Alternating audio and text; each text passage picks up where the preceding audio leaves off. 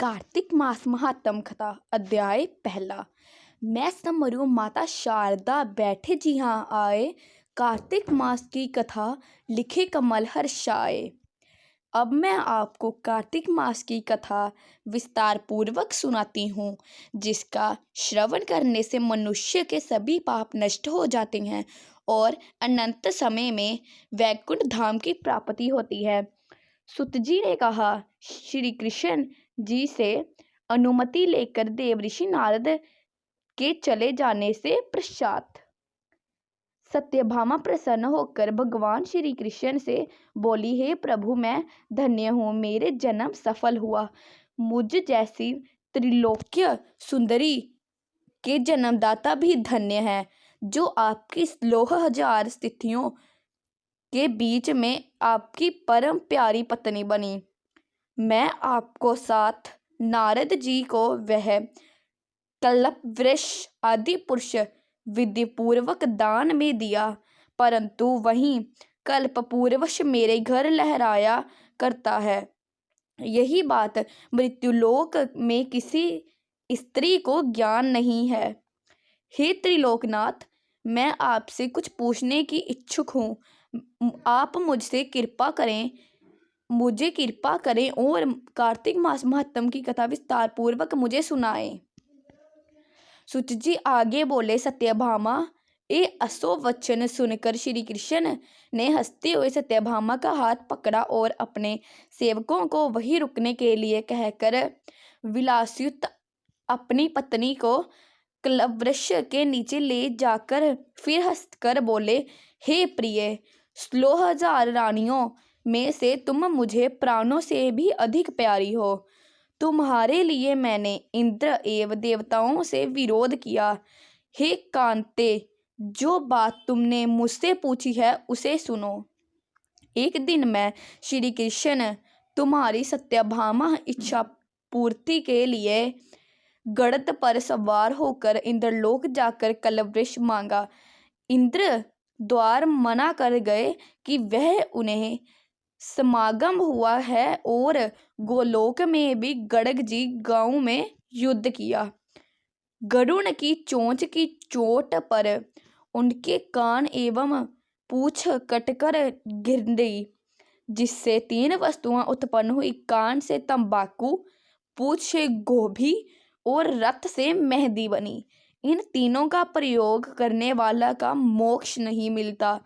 तब गांव में भी क्रोधित होकर गरुड़ पर वार किया, जिससे उसके 3 पंख टूटकर गिर गए।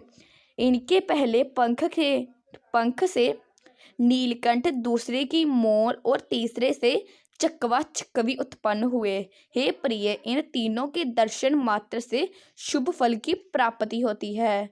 यह सुनकर सत्यभामा ने कहा, हे प्रभु, कृपा करें मुझे पूर्व जन्म के विषय में बताइए कि मैंने पूर्व जन्म में कौन कौन से दान, व्रत व जप किए हैं।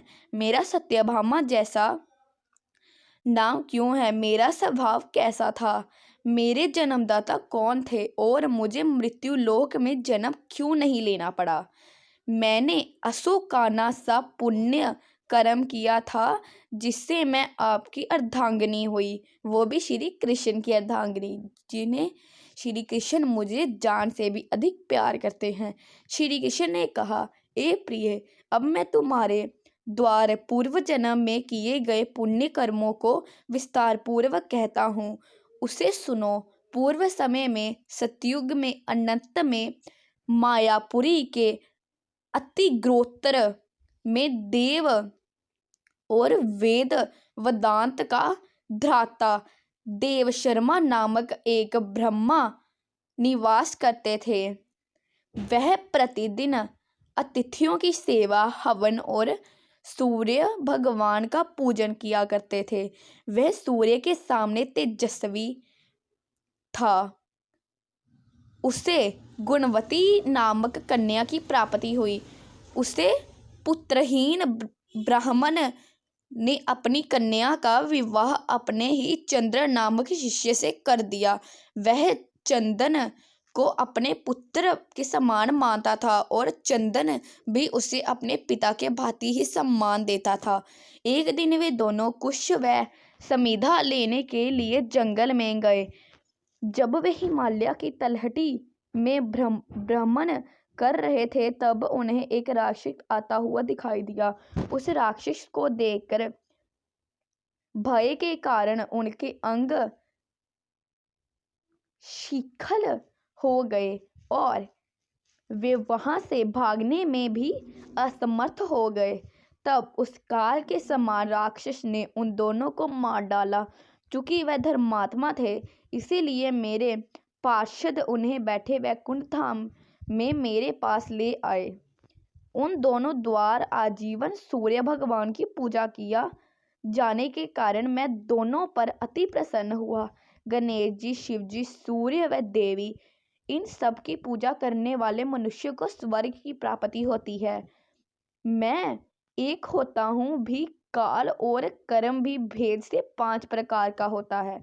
जैसे एक वेदवंत, पिता, भ्राता आदि नामों से पुकारा जाता है।